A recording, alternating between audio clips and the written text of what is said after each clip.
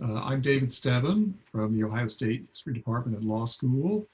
Thank you all for joining us today at the latest in a series of seminars on the current state of democracy in the world.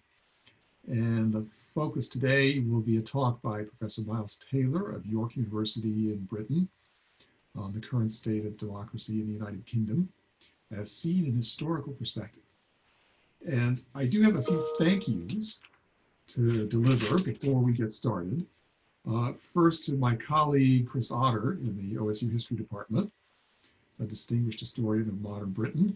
He's the one who suggested Professor Taylor and invited him.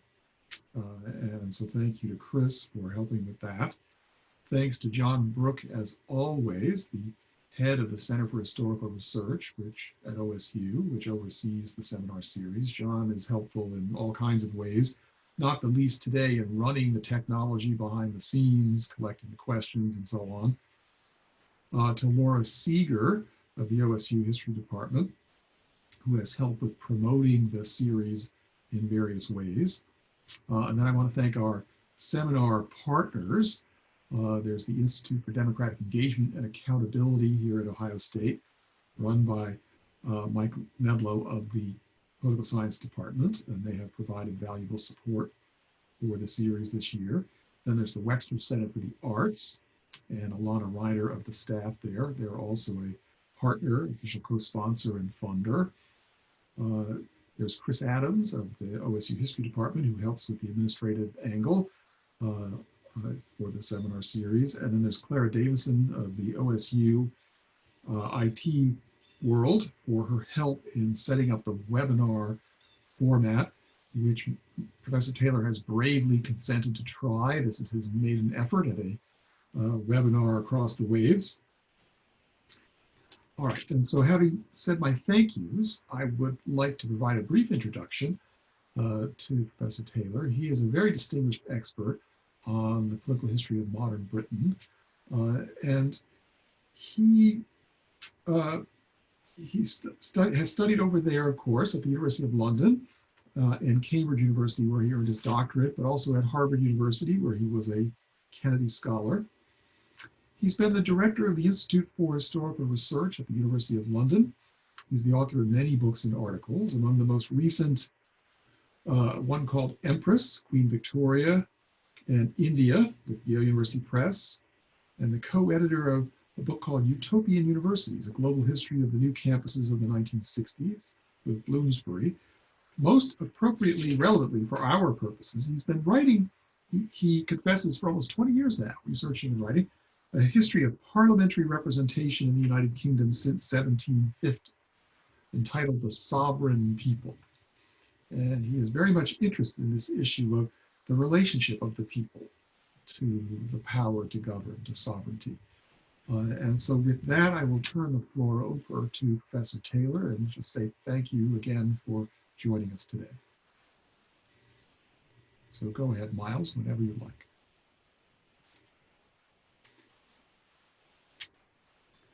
So thank you very much, David. Thank you, John. Thank you, everyone at OSU who's put together this occasion. It's wonderful to be given this invitation to lecture. Obviously, I'm very sorry that I can't be with you physically in person today. I hear that you host great debates in Ohio, even if one side isn't always listening to what the other is saying. And I'm delighted to be one of the speakers in this two-year program, Democracy in a Time of Change and Challenges. Historians rarely get the opportunity to reflect on their field when its subject is in such a remarkable state of flux. But of course, we are living through very dramatic times. Now, were I to be giving this lecture a decade or a decade and a half or so ago, say in 2006, when the Center for Historical Research was established, I may well have foregrounded my talk the long Anglo-American tradition of democracy and offered some observations on how the rest of the world was faring. It was the time, you will recall, 2006, of the Orange Revolution in the Ukraine, and then a few years later, the Arab Spring. I might indeed have alluded to the great scholar of that Anglo-American tradition, James Bryce, whose seminal work of 1888 was celebrated 50 years later at the annual meeting of the American Political Science Association, held in downtown Columbus in 1938 in the hotel next to, I believe it's the Levesque Tower. Exactly 100 years ago, in 1920, Bryce completed his last great work on the subject, Modern Democracies. He died the following year. Beginning in the ancient world, in that work he went on to affirm the Anglo-American tradition that he'd first described in the American Commonwealth, before going on to survey the new post-World War scene of nations, new nations and new democracies. Now, of course, nowadays all has changed. The gaze is reversed. The rest of the world is looking aghast at democracy in the USA and in the UK, wondering what has happened to make these venerable political systems so vulnerable to populism, to an undermining of the rule of law, and to interference in the democratic process. Well, I'm no James Bryce, and we hear far too much nowadays about foreign interference in elections, so I will offer no comment on your great country. My subject this evening is the United Kingdom, normally regarded as the original prototype of modern parliamentary democracy. For the last 4 years, the UK has been plunged into political crisis. Here are some of the headline reactions around the world. To the amazement of the rest of the globe, one of the oldest parliaments has yielded to a very un-British yes-no referendum, which by a small margin opted to leave the European Union.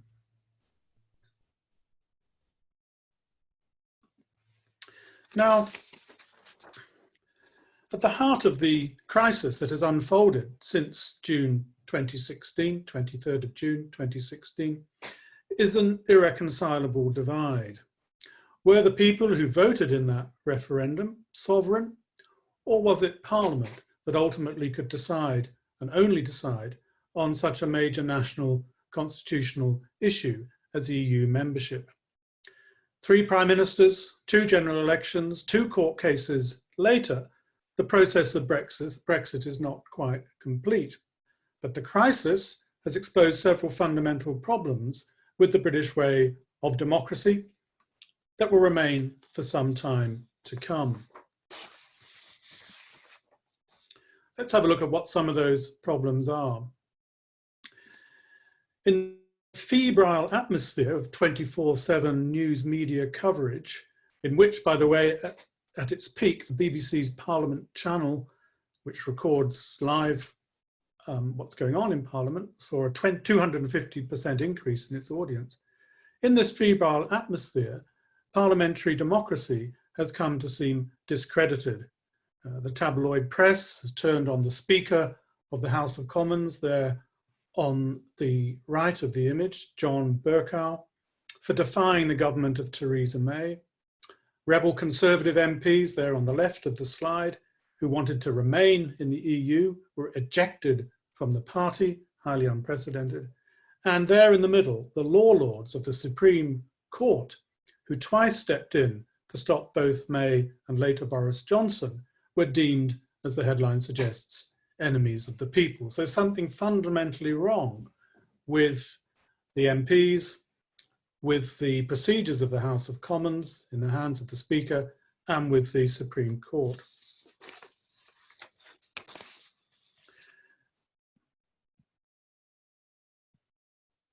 And for his part, Boris Johnson, who became Prime Minister in the summer of 2019, was seen by his critics as a new kind of despot, overriding the constitutional conventions, usurping the constitutional prerogative of the monarch by trying to shut down Parliament in August and September 2019, so that Britain's exit from Europe could be finalised by the executive alone, without any parliamentary oversight. So, in the wake of the Brexit crisis, historians have become political commentators, political commentators have become historians. A spate of books have been published for a subject which barely excited any interest except amongst constitutional lawyers. And by the way, constitutional law is a less prominent branch of scholarship in the UK compared to the USA. The search for the elusive British Constitution, as many of these titles on the slide suggest, has now become a preoccupation for many. Lots of questions have been thrown out. Is now the time for a written constitution to be drawn up in the UK? Or do we simply need greater clarity about the relationship between Parliament and the courts, particularly the Supreme Court? Should democracy be top-down, executive and Parliament guiding the will of the people, or bottom-up? Should referendums be rolled out, citizens' action across our system? Will the departure from the European Union see Britain giving up on international agreements on human rights, and so on and so forth? It's become a remarkably fluid and intense discussion in the UK. Of course, 12 months later, after all of the excitement of 2019, it could be said that democracy has been restored. 12 months after Boris Johnson's unsuccessful attempt to force the closure of Parliament. The general election of December 2019 did what general elections in this country are supposed to do. It gave a sizable 80-seat majority to one party, to the Conservatives under Johnson, their largest majority for over 30 years. The Labour Party ended up with the fewest number of seats since 1935. Last December's election was effectively a plebiscite on Brexit. Britain's famous first past the post system did what it's meant to do, delivering a majority to a governing party, a democratic mandate to, as the Prime Minister repeatedly exhorted, to get Brexit done. But the events of last year, of 2019, were also a victory for the other parts of the British Constitution. Besides the government and the executive, the rule of law was upheld.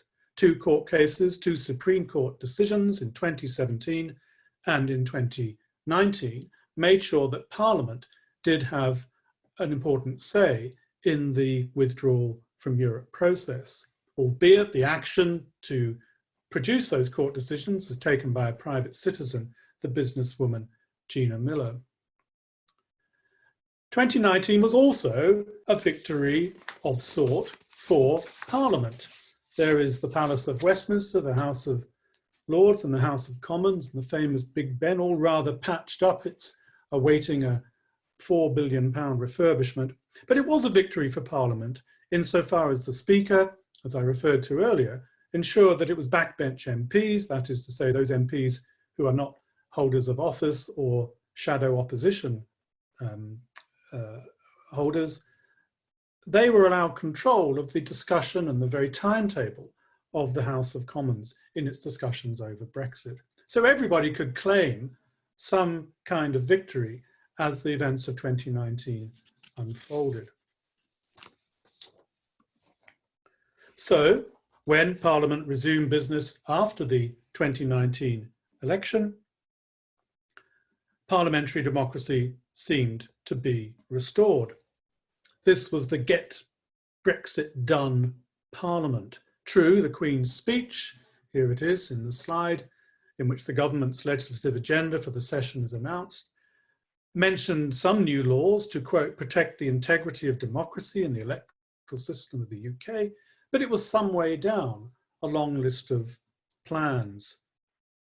When Parliament returned in January, its first thing that it did was to formally start the process of Brexit, and concerns about the democracy seemed to be put on one side for the moment. Democracy seemed to be safe in the new Parliament. Or was it?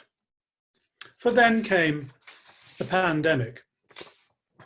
Since the middle of March, Britain has been in various stages of a lockdown, like most other countries around the world. This has affected politics and reignited concerns about our parliamentary democracy. Since the 21st of April, The House of Commons itself has been operating, as the slide suggests, in a socially distanced fashion, and a wide range of emergency powers, more or less akin to the kind of emergency legislation that was brought in during the 2 world wars in this country, has been introduced. For example, unlike in the USA, there will be no elections of any kind in the UK, by-elections, parliamentary elections, local elections, before next May 2001. In itself, the lockdown and the emergency powers have rapidly dampened the very feverish political mood that had been such a feature of British politics since 2016. Large gatherings of the kind depicted here, which happened earlier this year, are theoretically no longer allowed, and that in turn has unleashed a new kind of libertarian dissent and activism, anti-COVID-19 campaigns against the restrictions, vaccination when it's rolled out, fueled by conspiracy theories, as some of the placards in the meetings there suggest. Of course, these developments, this kind of libertarian, almost anarchic dissent, is not confined to Britain. And such protest movements are not just about the pandemic. Black Lives Matter demonstrations in the UK, as in the USA, have also tested the new rules on what kind of protest meetings can take place. But in the case of Britain, the pandemic means that the concern about the future of democracy, a concern that's dominated the last 4 years of British politics, now has this added dimension. Anyway, before we speculate on that, before we return to the future, let me hurry back to my safety zone and look at the past. So the rest of my lecture now is in 3 parts, evoking the Christmas Carol, story of Charles Dickens, I believe another Brit who visited Columbus, Ohio, way back in 1842. There'll be a bit of past, a bit of present, and a bit of future. Let's start then with this issue about what kind of democracy is Britain. Before we know where this democracy might be going, it's important to think about where it has been.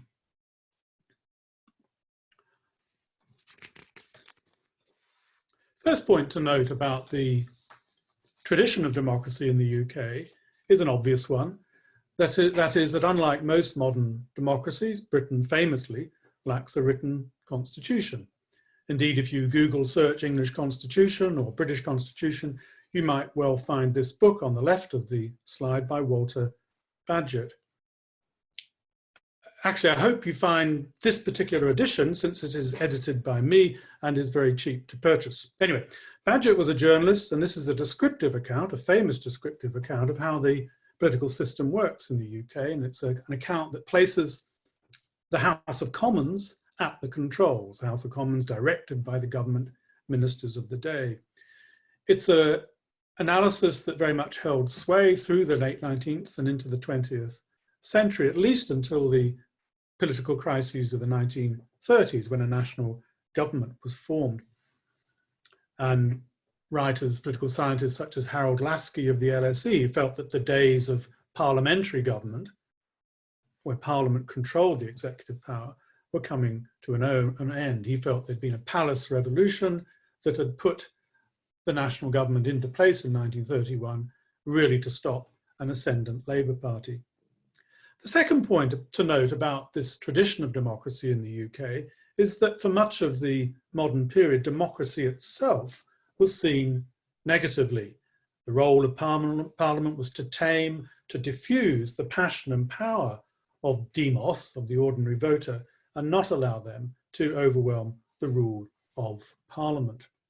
A tamed democracy conforming to Parliament's will was the aim of the way in which the parliamentary system was set up. Now, this particular idea of parliamentary government, Parliament exerting control over executive power, begins to shift around the time of the Second World War, when British politicians such as Winston Churchill, here he is in Congress in the spring of 1943, I think in that same visit he he goes over to Columbus. By the way, that's my last attempt to bring Columbus into the content of my lecture. Politicians such as Churchill, by the Second World War, are drawing a distinction between democratic dictatorships, such as Italy and Germany, and parliamentary democracies, such as Britain and the USA, where the people's will, a kind of Jacobin phrase that Churchill liked to use, empowered Parliament, but didn't empower authoritarian leaders. So the actual deployment of the term democracy in a more favourable context has nothing to do with the extension of the suffrage in 1918 and 1928. It's got everything to do with the perception of liberal free regimes in contrast to fascist totalitarian dictatorships in the era of the 1930s and 1940s.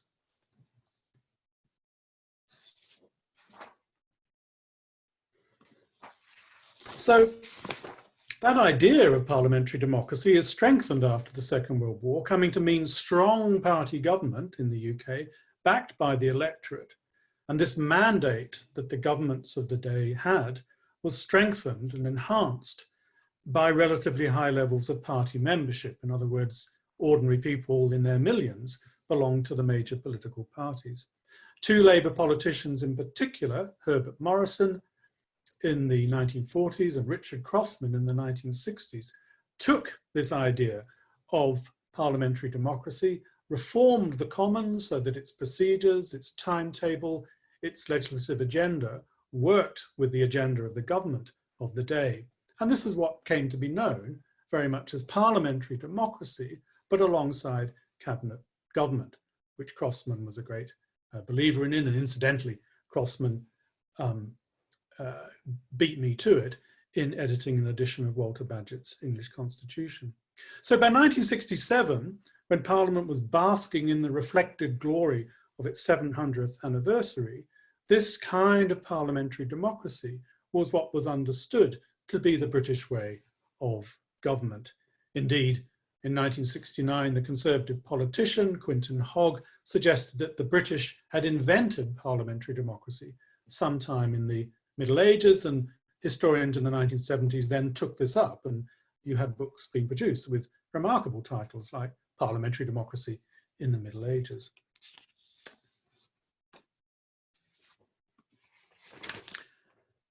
Parliamentary democracy became challenged in Britain in the first case from without, not from within, as has been the case in the last few years. First of all, Britain's membership of the European Union meant signing up to a shared sovereignty with the European Parliament, some 80 plus members of the European Parliament who stood for election from 1979 onwards. And it also meant a sharing of legal sovereignty with the European Parliament and with the European Court of Justice. A second challenge to the British system of parliamentary democracy began in the 1970s and then was formalised in the late 1990s, and this was the devolution of power from London, from England to the new assemblies and parliaments of the other three nations of the United Kingdom. Technically, of course, it's a restoration of the Scottish Parliament, and to a certain extent it's a restoration of the Irish Parliament, and Wales was given an assembly as well. And then really to cap off that new shift in the system of parliamentary democracy in the UK, Tony Blair's government of 1997 through to 2007 not only devolved power, but attempted to clarify key aspects of the British Constitution. Labour's constitutional revolution, and I think it is fair to call it that, between 1997 and 2007 was far-reaching. The hereditary peers of the House of Lords were whittled down to less than 100. Legislation, as the right hand of the slide shows, was introduced in 2000 to formally create procedures whereby referendums could take place. And in 2005, the appellate function of the House of Lords, those law lords who sat in appeal, was separated out into the Supreme Court, which eventually met in a separate building away from the Palace of Westminster. Now, none of this constitutional revolution was at all predicated on an assumption that Britain might leave Europe. Indeed, in many ways, Blair's government was trying to help Britain catch up with modern democracies, not least by having greater clarification, almost codification of key aspects of its constitution. So,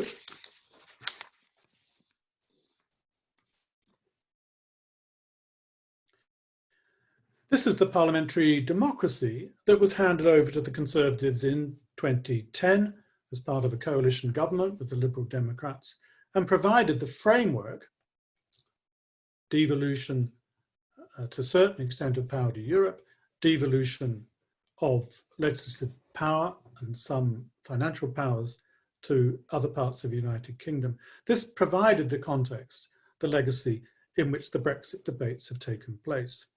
So much for New Labour. Let's turn then to the Conservatives and see what their track record on parliamentary democracy looks like.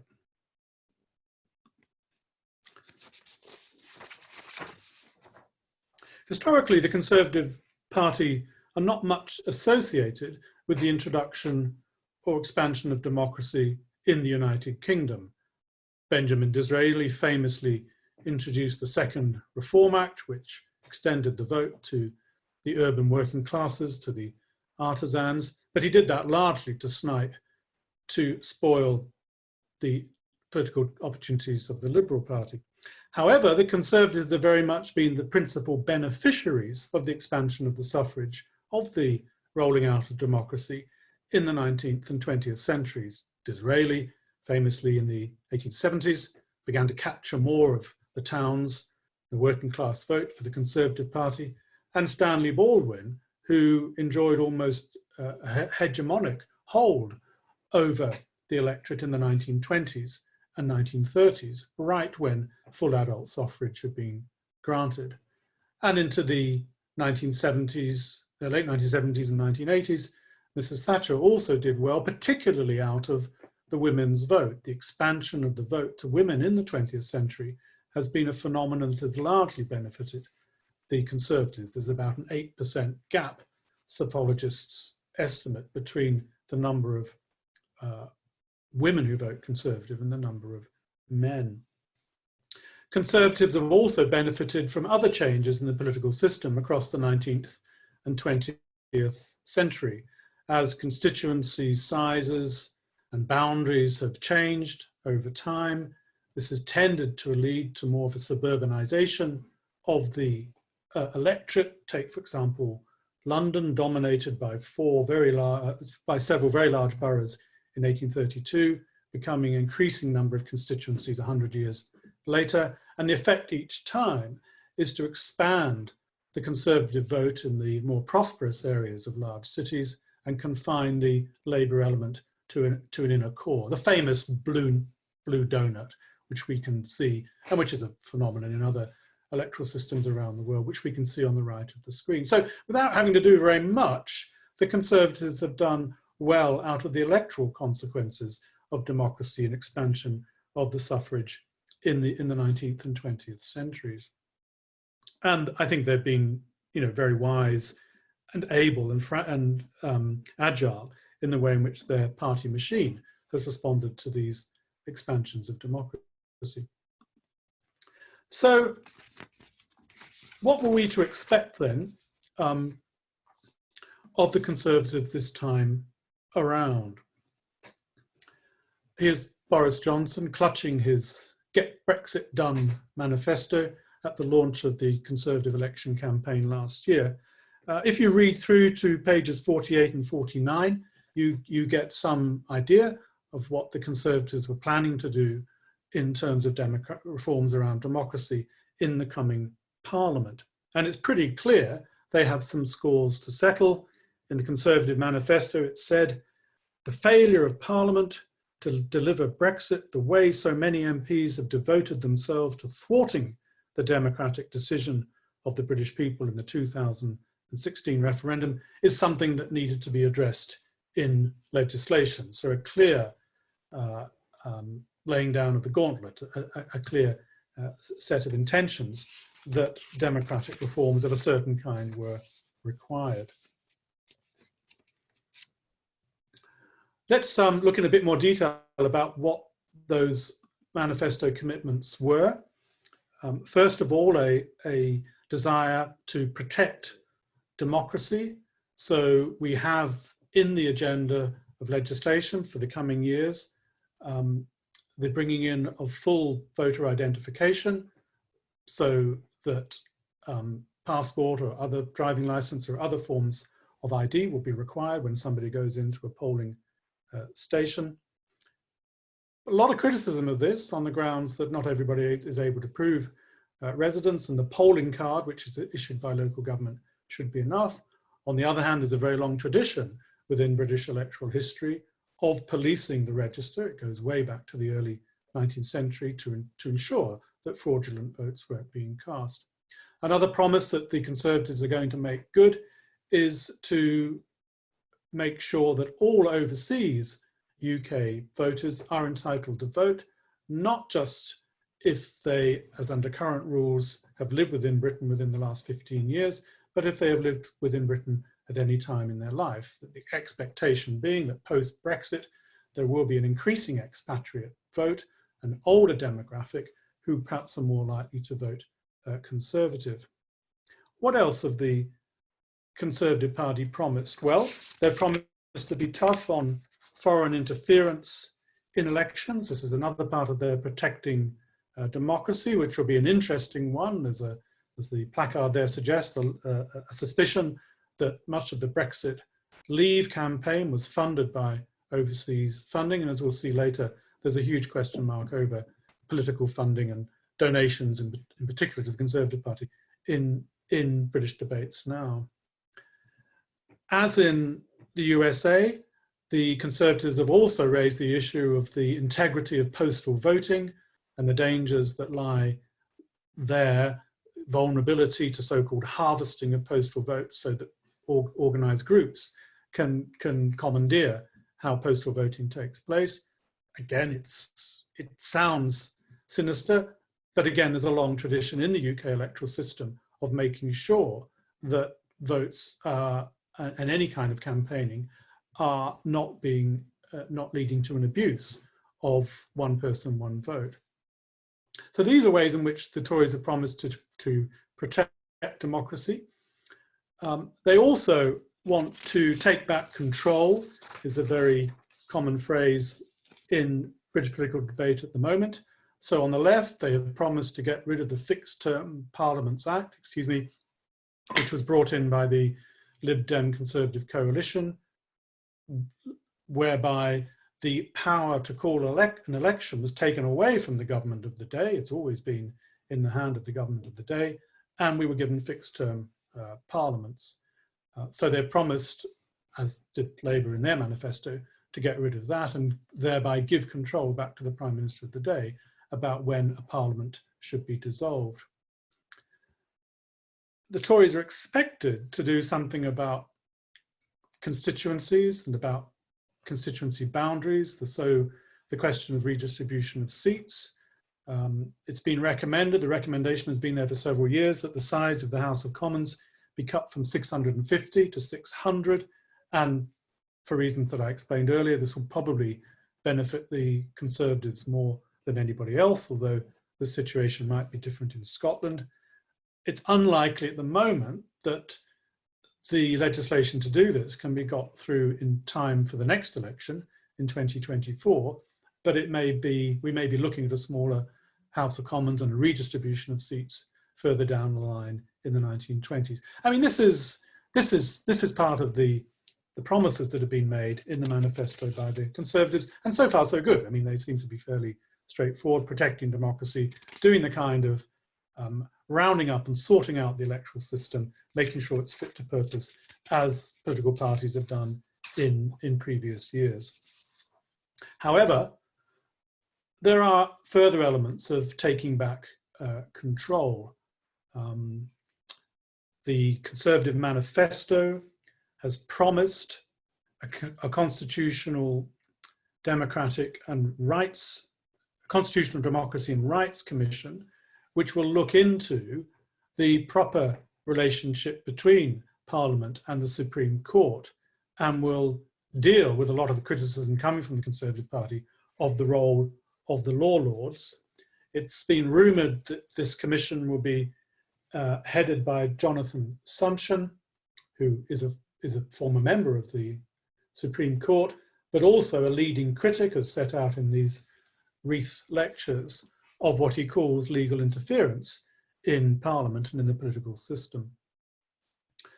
On the right of the screen, we can see another taking back control element, which is ridding the civil service of a lot of its longer standing senior members, and also some of its bureaucratic traditions. And there we see lurking in the background the notorious Dominic Cummings, who, I don't know how many of you know the novel by Sinclair Lewis, It Couldn't Happen Here. He's a kind of 1935 set in America.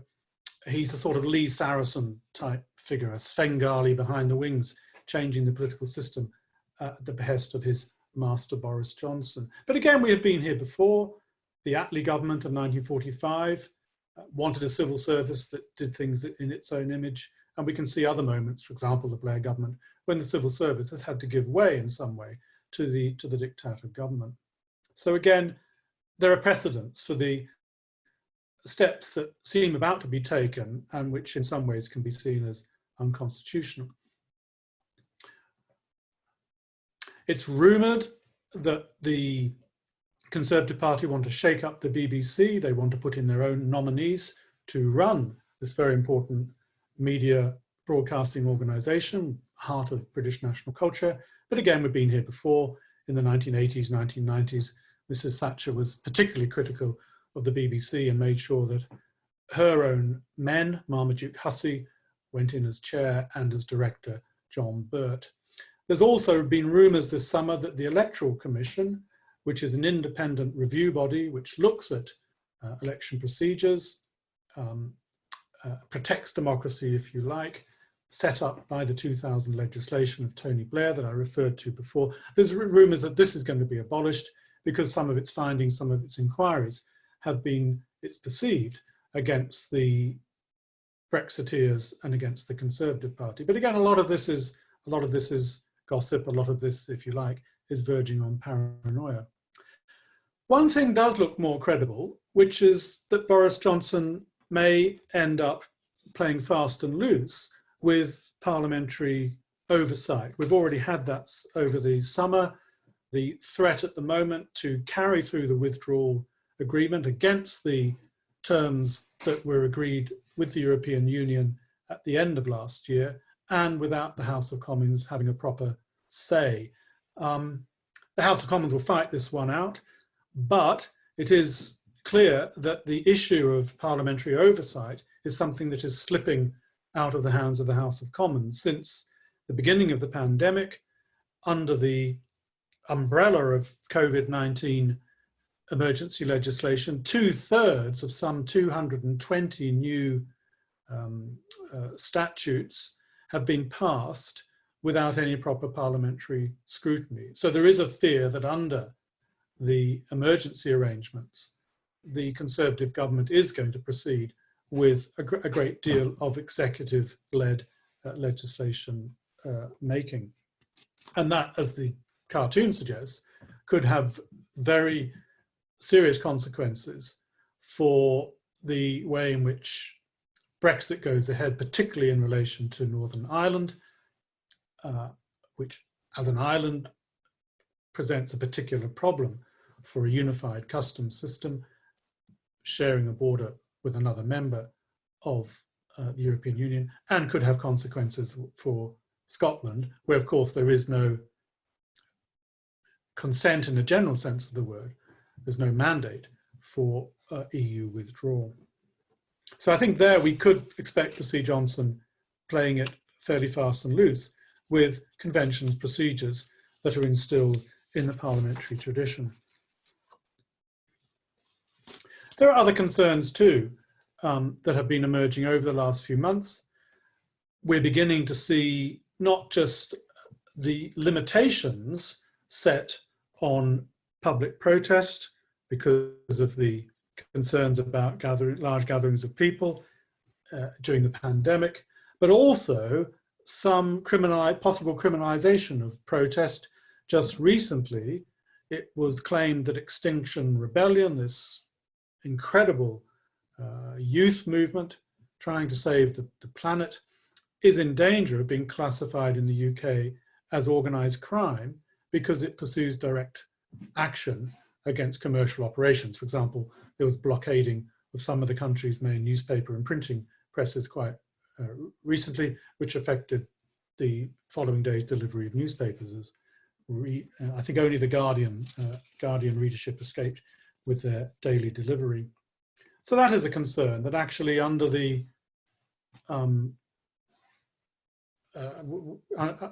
shadow, if you like, of emergency legislation, normal forms of protest, normal forms of civic political culture are going to be limited, are going to be shut down. Another fear that has emerged, particularly in recent weeks, is that the Conservatives, if you like, have a secret plan for local government, much like they carried out the abolition of the Greater London Council, led by the then charismatic Ken Livingstone in the 1980s.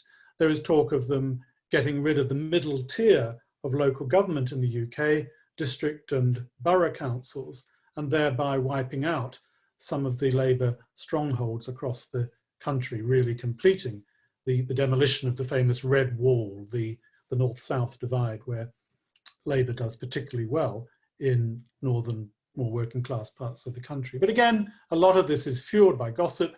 It's fueled by a constant media attention on what Johnson and the Conservatives may or may not be doing. Time will tell. Two things that the Conservatives have no intention of changing and won't be found anywhere in their manifesto or anywhere in the Queen's speech are, first of all, changing the first past the post electoral system. Tony Blair's government did begin a discussion about alternative voting, and to a certain extent that's been introduced in some of the regional assemblies and was there in the European elections. But there's no sign at any stage that the British parliamentary election system is going to move away to proportional representation or STV or anything like that. Similarly, we can see nothing going forward which is going to attempt to control the funding of political parties. In the UK, there we've got some rather out-of-date figures going back a few years on the proportions of the amounts of donations given to the major political parties in the UK. And it reminds us really of a very different part of the democratic tradition in the UK from other parts of the world, including America, whereby there are very, very strict limits in this country since 1883 on the amount of money that individual MPs can spend at elections, but there are no limits, there are no state funds, there are no controls over the amount of donations that can be raised by individual parties. And that is particularly becoming a source of concern because it's actually quite difficult to track some of the donations that go into political parties. And there is an unspoken culture of favours being given for donations. But as I say, no sign that any of that long enduring form of potential corruption in the British parliamentary democracy is going to be changed. On the other hand, the policing of MPs has been up to gear, so that any MP now who is convicted of a criminal offence is automatically loses their seat and there has to be a by-election.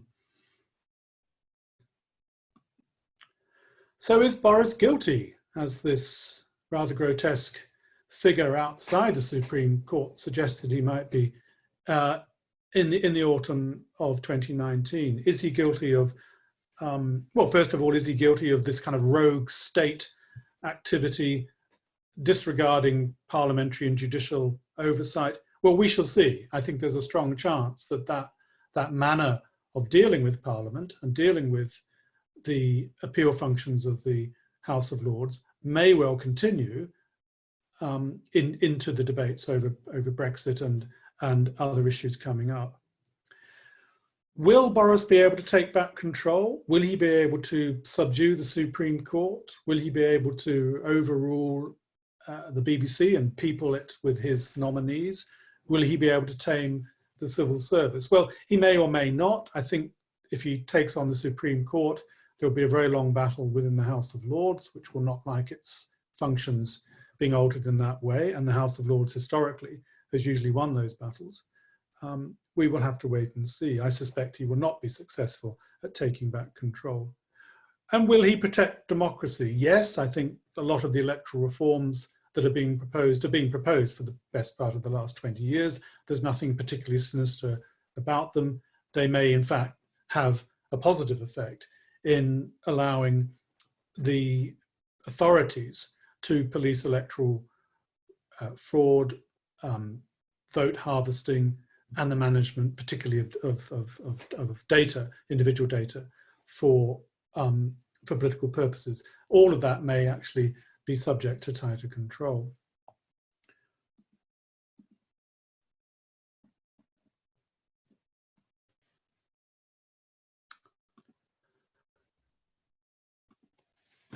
Looking forwards, and of course historians are not very good at this, I think there's four main things I would press in conclusion to this lecture.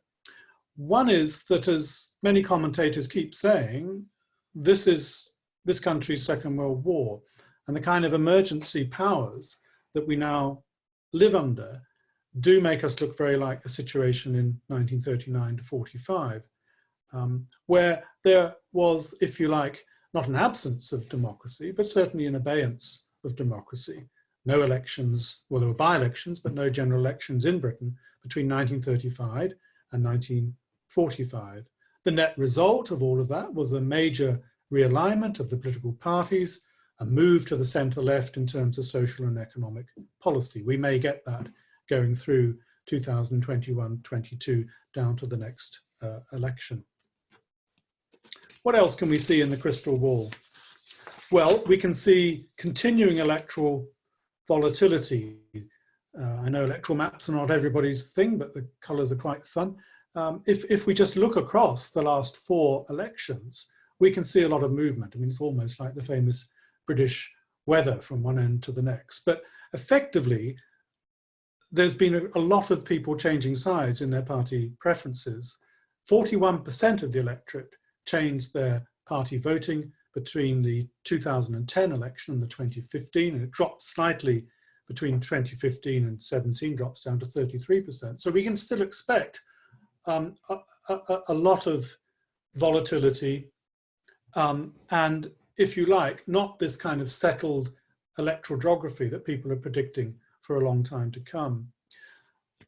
What exacerbates, I think, that volatility, or you might say enhances it, is the divergence of age. So the Brexit vote, all of the elections of the last 5 years, and indeed the experience of the pandemic, are really showing an age divide. So in the map in the middle there, this is what the electoral geography of Britain would look like if the electorate was confined to younger people. So you would have a solidly SNP Scotland, nationalists. You'd have a pretty solidly Labour, England and Wales. If you then confined your electorate to senior citizens, then you would have a complete reversal with a solidly blue England and Wales. SNP does well at both ends, but this age diversity, this age divergence, I think is going to be a huge issue in British electoral politics going forward. We can expect another area of unknown in e-democracy. E-democracy is going to increase, e-campaigning, possibly e-voting because of the lockdown situation. And I think the big question mark here is whether Britain's exit from the European Union is going to mean a fundamental giving up of control over things like GDPR, which at the moment are subject to fairly tight EU regulations. It's not entirely clear what that situation will be in the years going forward. I think one thing can be said with some certainty, and then I will finish, we won't be having many more of these. Although the referendums are now part of the statute, part of the constitution of the UK, I think if they are ever used again, they will only be used in very managed situations. There will be particular thresholds that are set.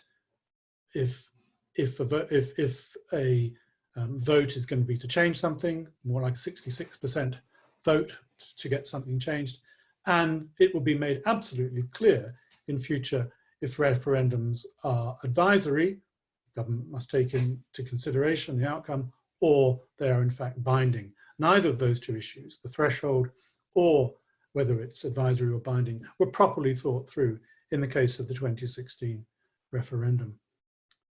So let's try and finish on a semi-positive note. In all the indices of democracy that are flying around at the moment, Britain still looks okay. Unlike the USA, it is not considered in the Economist Democracy Index of last year a flawed democracy. It's still seen as a full democracy. And Freedom House, the influential DC-based organization, still finds Britain satisfying democratic criteria on most counts. It didn't like Johnson's attempt to seize prerogative. It didn't like the policies around hostile environment, the treatment of people of Caribbean origin, the so-called Windrush scandal. It does have concerns around the way in which Britain uses counter-terrorism legislation to gain data and holds data on individuals, and is concerned about some aspects of freedom of speech because of terrorism implications. But by and large, Britain continues to get a clean bill of health as far as the democratic audit is concerned.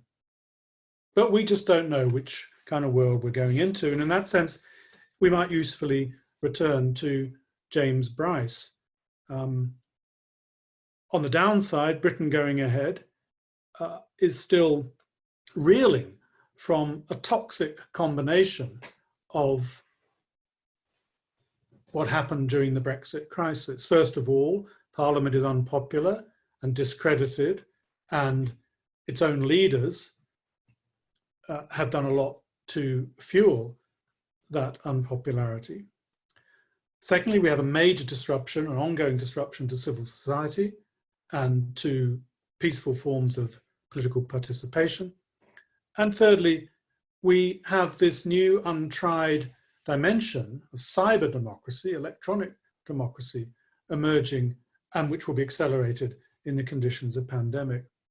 So I'm minded that we might usefully go back to James Bryce, who was writing in the context of the end of the First World War, a major disruption to civil society, writing, looking out at a world full of untried new republics and nations, but also a rejection of old imperial systems of parliament, and looking out at a world of extreme violence.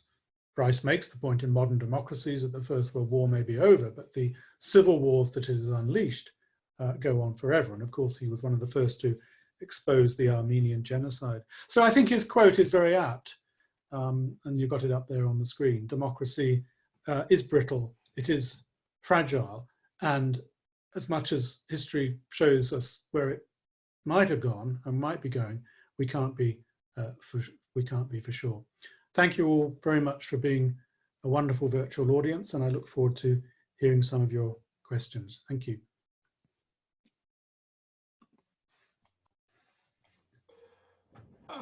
Start video. Oh, there I am. Okay. Hi, everybody. This is John Brook.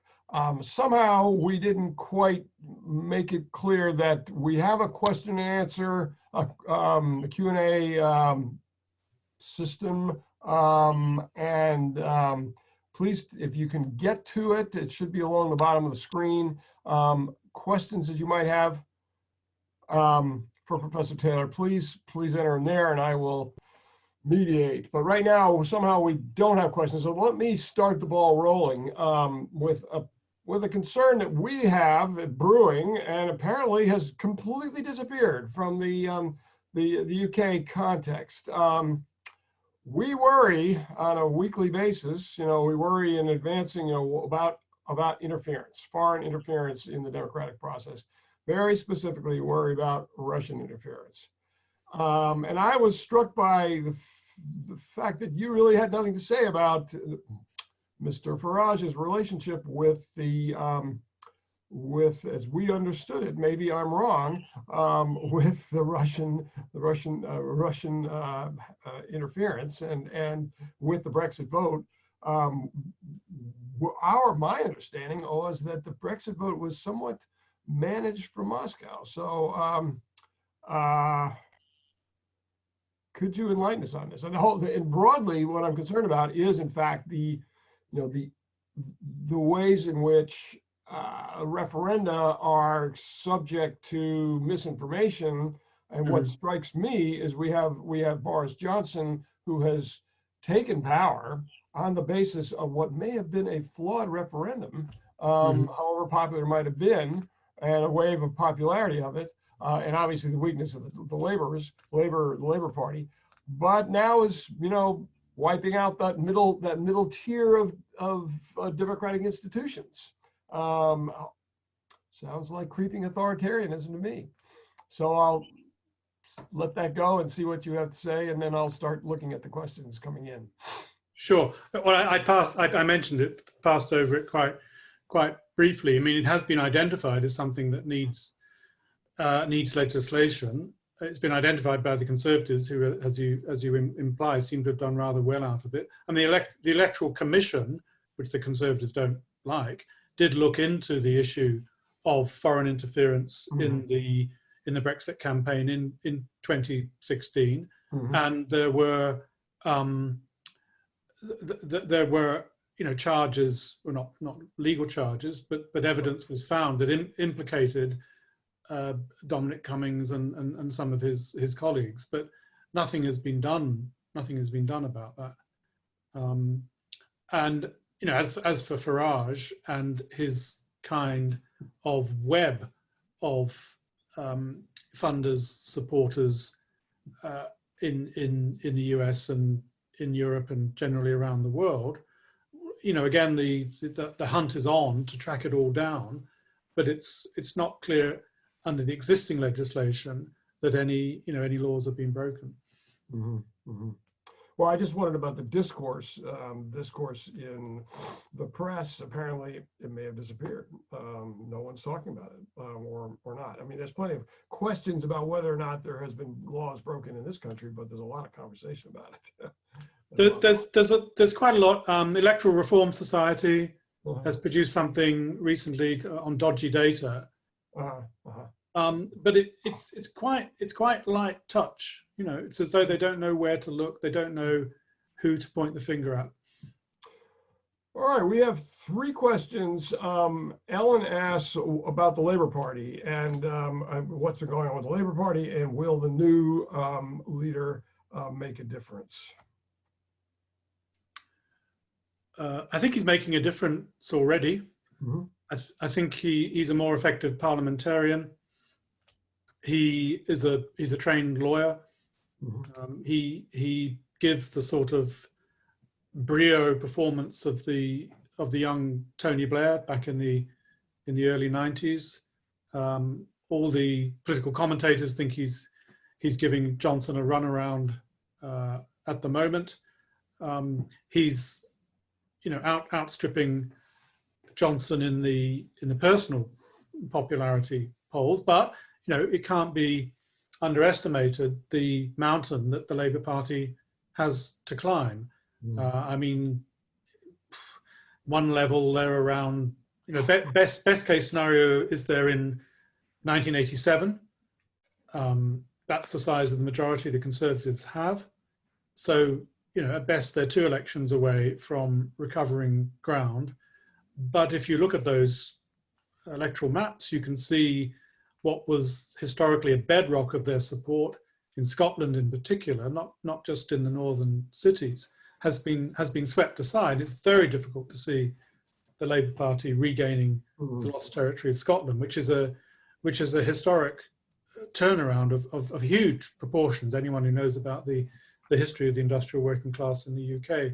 So I think he's he seems the most credible leader that they've had for some time, and certainly he's dealing with some of the party's internal problems particularly around anti-Semitism, in a very candid and clear way. But it doesn't detract from the reality of the British first past the post system, that unless we have a series of, what the political scientists call electoral shocks, we're looking at the best part of a decade of the Conservatives in power. Well, the second question bears directly on your point about Scotland. There's a point about, drive for, the question specifically is, will the drive for Scottish independence and Irish unification bring new referenda in the next few years to put an increasing strain on the Union? What will the effect on democracy of such a referenda be? Well, will there be a referenda? Will the Scots pull out? Will Northern Ireland reunify with the South? And what might be the long-range consequences of all these actions? Yeah, I sort of see a EU-aligned Celtic fringe, Ireland and Scotland united together. But anyway, that's just my little fantasy. I think in the short term, reunification of Ireland is as likely as reunification of Korea. Yes, right. Not because there isn't a case, but I think the politics, and at the moment the demographics are not there. But I think if you ask the question 15, 20 years down the line, it is going to be looking rather different. Scotland, it's very hard to tell. I mean, the Scottish National Party don't speak with a united voice on the prospect of another referendum. It would be great if they could get a yes, but they can't risk getting what would effectively be a third no in 40 years. I think they're much safer playing the lack of democratic mandate in Scotland for current government legislation, including EU withdrawal. And it seems to me that's the way their strategy has shifted in the last 9 months or so. So are we going to see a breakup of the Union? I don't think so. Right. But possibly further devolution, or kind of a further regionalization, or? I mean, each case, John, is different. I mean, Northern Ireland, it is the Celtic fringe, but it has its own kind of micro system, which functions or doesn't function, has been the case recently. Scotland is rather different. Wales too is. I think you're right. I think that, the logic is further devolution, and particularly of tax raising powers. So that more or less gets me to my third question, which is not precisely, but Buck is asking about the British economy playing a role in the Brexit referendum and economic policies driving the political debate. Now that clearly is connected to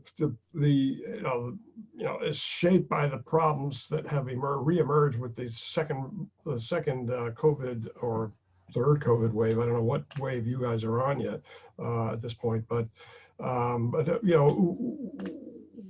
obviously the British economy played a role in the Brexit referendum, but interpreting his question here, how are economic policies driving the political debate in the UK right now? Obviously they are, but they're in a kind of a lockdown mode, if I read you right, that the Johnson almost state of emergency has shut down the process of electoral politics. Well, yeah, but I don't think that's as draconian as it sounds. I mean, what it means was there were no elections in May. There should have been local elections in May.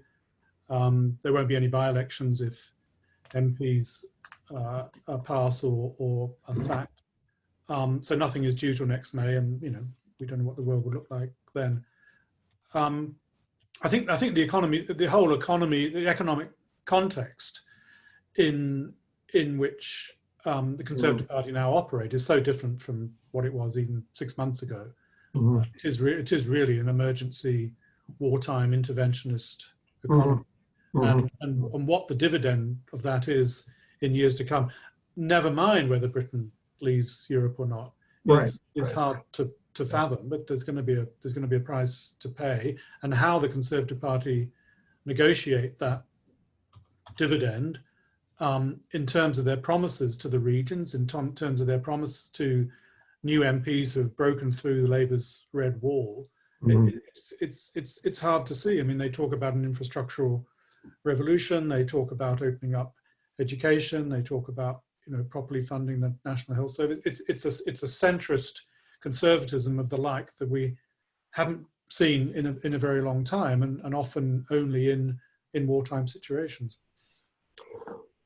We have two long questions here from one from Sarah Brooks. Let me read it precisely. Sure. I don't mess it up. Disraeli's expansion of suffrage was mediated by newspapers. We are now experiencing new forms of mediation through social media.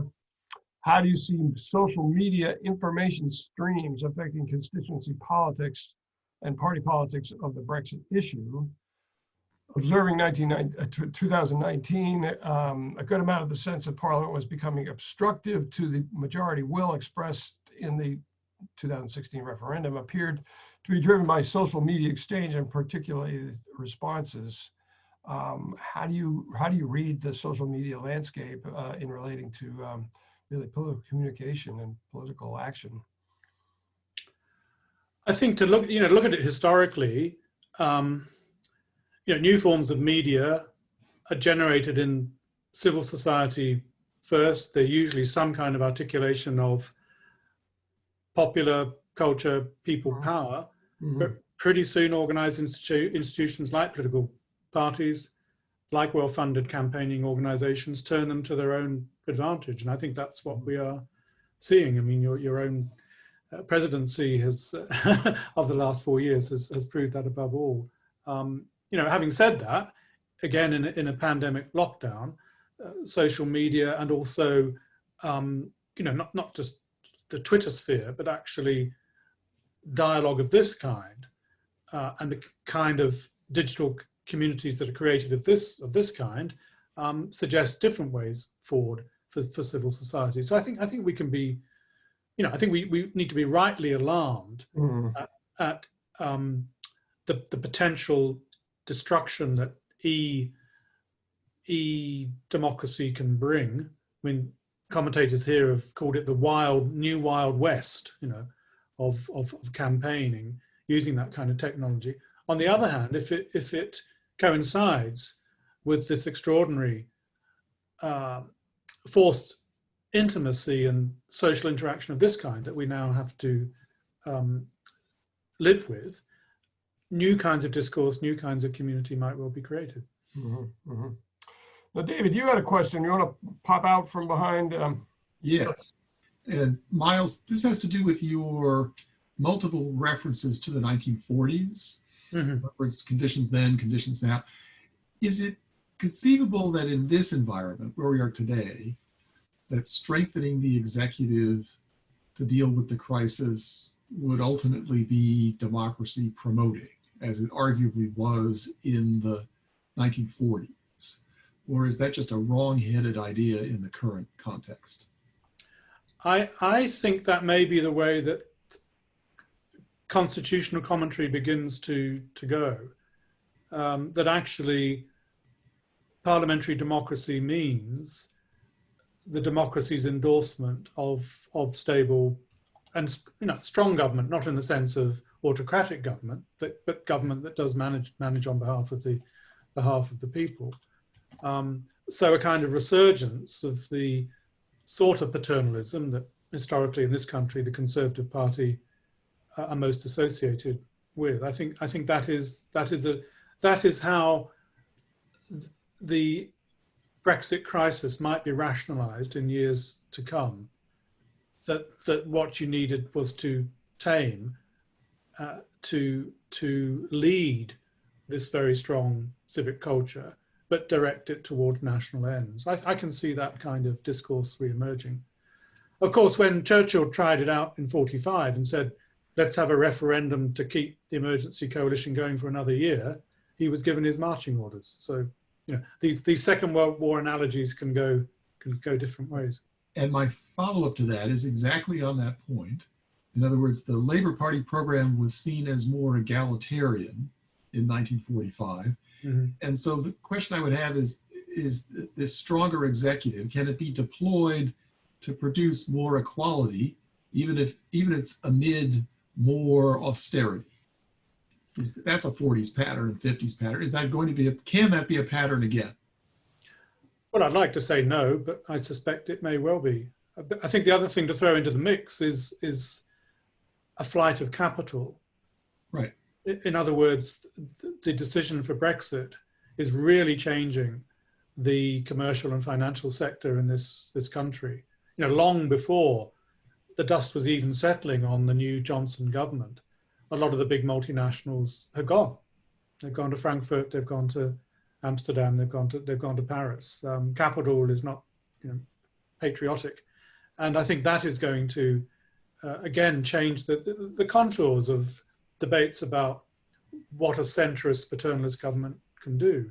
We are going to be poor, and there is not the same kind of access to the sort of private-public partnerships that the last 20 or 30 years of political, you know, governments in this country have been used to. So I think the analogy with austerity Britain, not just Second World War Britain, is one that regrettably has to be made. Well, and if you don't mind me just asking one more aspect of this, the modern conception of democracy tends to be rather materialistic, right? In other words, is this greater equality amid greater austerity arguably democracy strengthening from the point of view of people who are not so materialistic? Well, it can go that way, and I think that was the success of Britain in the era of the baby boomers through the 40s, 50s, and 60s. And I think, you know, if you could stop the clock and say when was this at its most vibrant, you would say sometime around the 1960s, 70s, before the kind of challenges that I described. You know, at the same time, so I've lost my train of thought.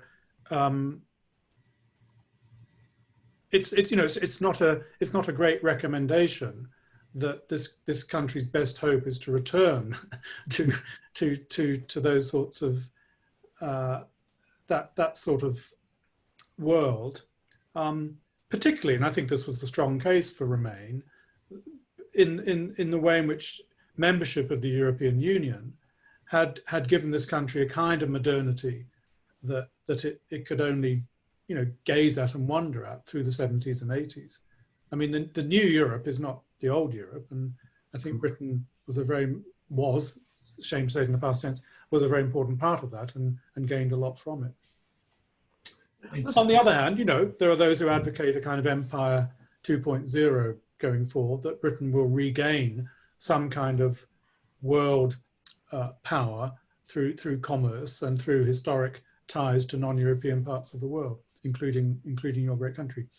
Right. Well, and that is one vision over here, is that a sort of Commonwealth plus US model, mm-hmm. economically, in the longer run, produces prosperity for Britain and less cultural dissonance, because the British and the Americans have more in common than the British and most of the EU members. So, and query whether or not that's true, but that is one positive spin.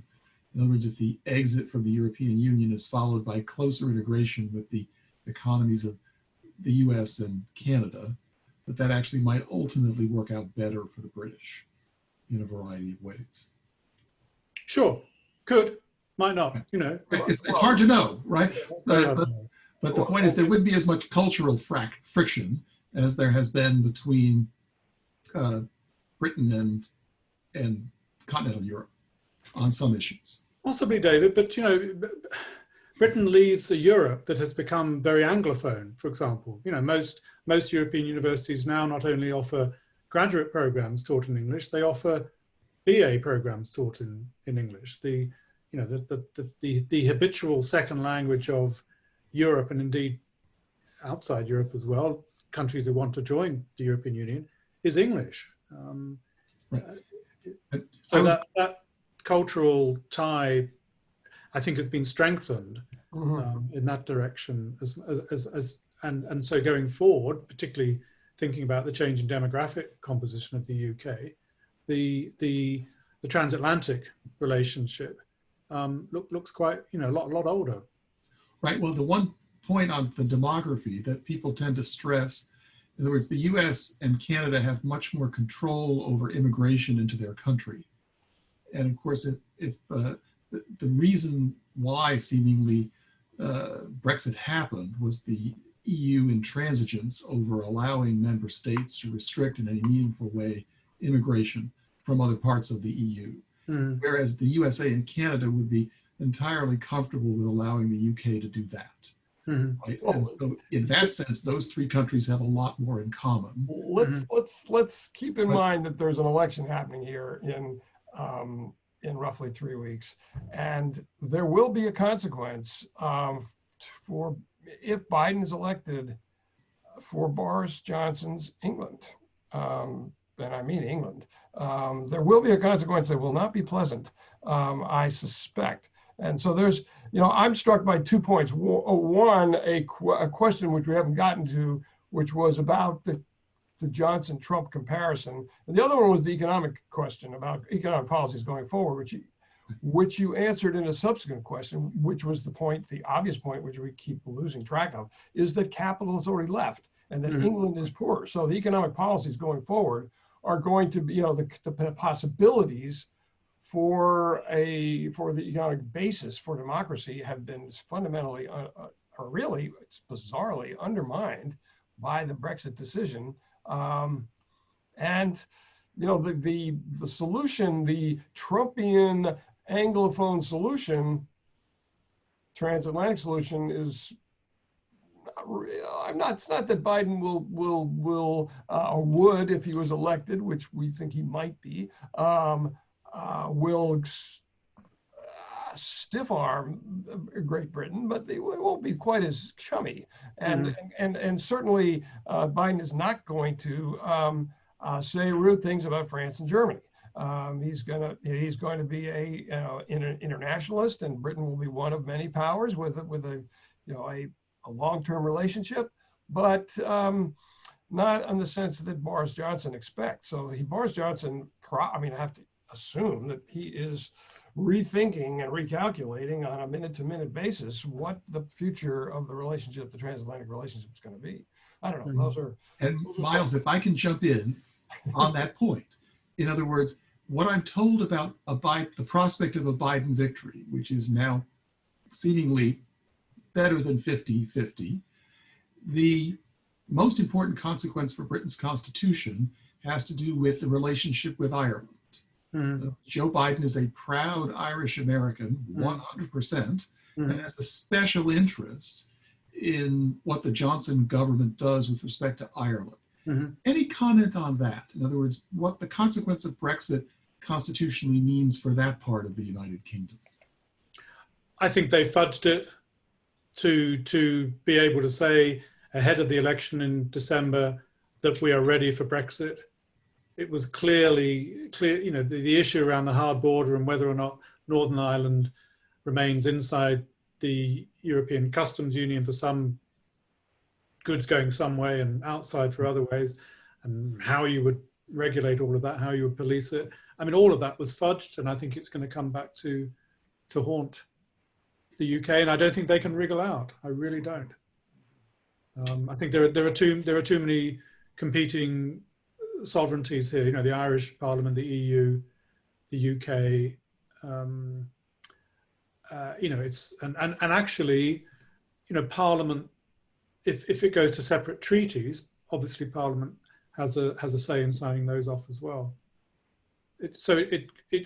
Either there needs to be some concession from the current Conservative government position, or we're looking at this spinning out for quite a long time yet, which is an irony. You know, the first part of the historic United Kingdom to break away almost 100 years ago, you know, is now still there, determining the fortunes. I think, and it's only off the agenda really, because we have a majority government, whereas this time last year we had a minority government who were dependent on the Democratic Unionists, the Protestant parties in Northern Ireland. But I agree, it's a huge Achilles heel in the current government's position. Well, and I suspect that they will, if Biden wins, that they will adapt to American pressure on that issue, right? In other words, trying to preserve the Good Friday Agreement, doing nothing to. Oh, sure, it'll be Blair Clinton all over again, Right. and I think, you know, probably direct, as there was then, direct American involvement at a diplomatic level.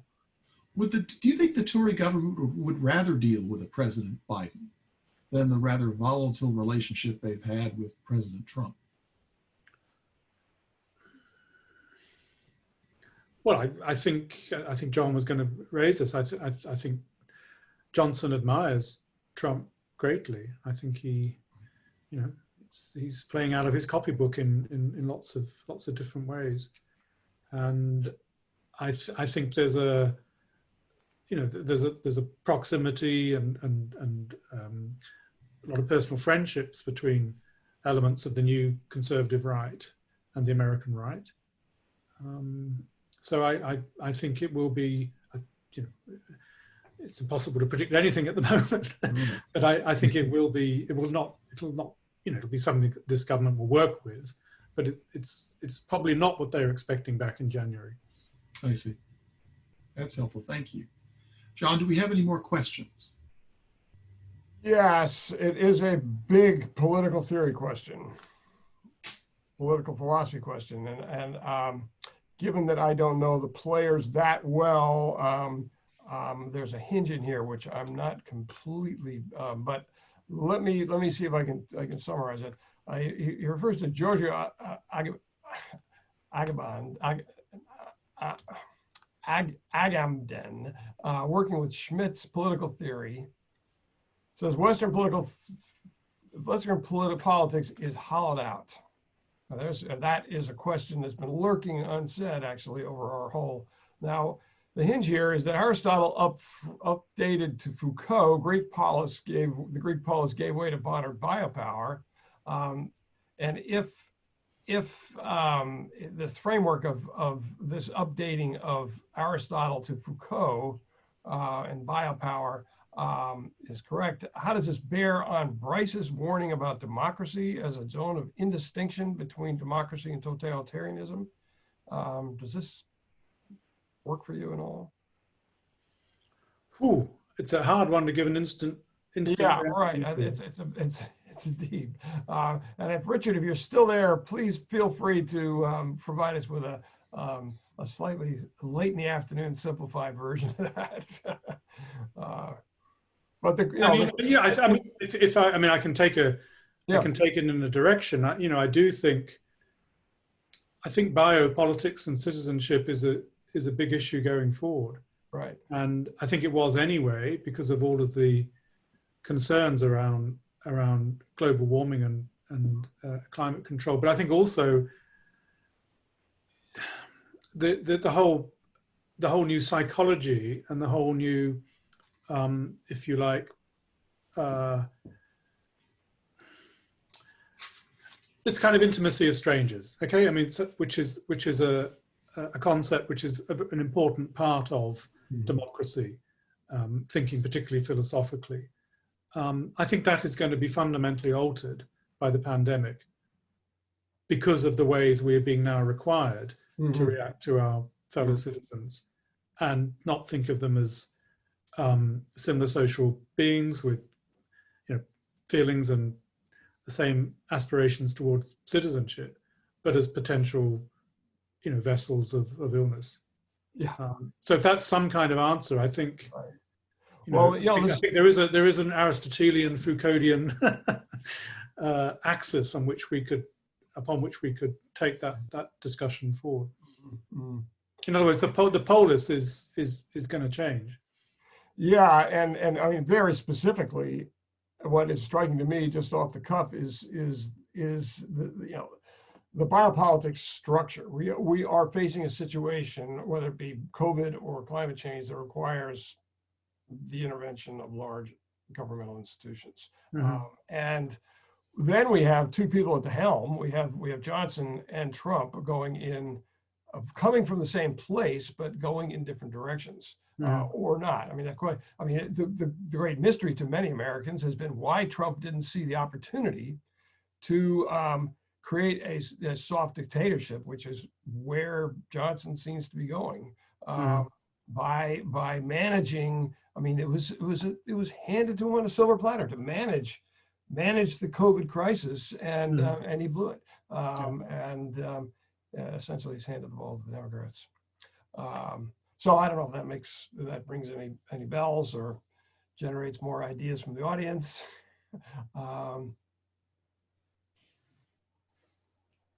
I think we should all who are here raise a glass, put our hands together for our speaker, and call it an evening. Because for one thing, it is an evening for you. What time it is? It's 10 p.m. Yeah, 10 p.m. 10 p.m. That's after hours. It's way after hours, above and beyond the call of duty. And thank you, sir, for your participation. Your great presentation today. And Yes. David, any final comments? I just want to remind those who are still in attendance that the next session is scheduled for Friday, November 6th, from 2 to 3:30 p.m. Eastern Standard Time. Shira Robinson of George Washington University will speak on the current state of democracy in Israel, easily as challenging as today's topic. And so mark your calendars, plan to attend. And Professor Taylor, if you would like to join us, just send Chris an email or send me one. I'd be happy to have you back. Thank you. Thank you very much. It's been a great occasion. Thank you.